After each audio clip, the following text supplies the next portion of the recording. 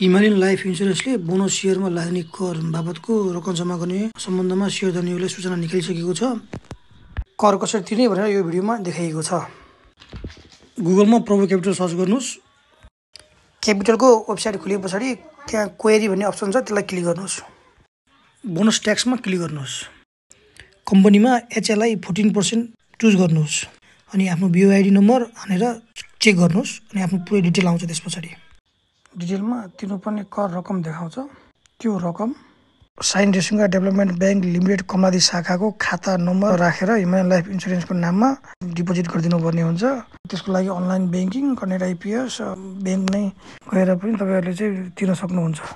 त्यसरी तिरिसकेपछि ब्याङ्कको भाउचर अथवा रिसिप्ट नै सेभ गरेर राख्नु होला। अनि कम्पनीको इमेल आइडीमा चाहिँ तपाईँहरूले चाहिँ त्यो रसिदको फोटो अनि आफ्नो डिटेलहरू, नाम, कन्ट्याक्ट नम्बर, BOID नम्बर राखेर चाहिँ मेल गरिदिनु होला। मेल गरिसके पछाडि 1-2 दिनमा डिम्याट अकाउन्टमा बोनस सेयर आउँछ।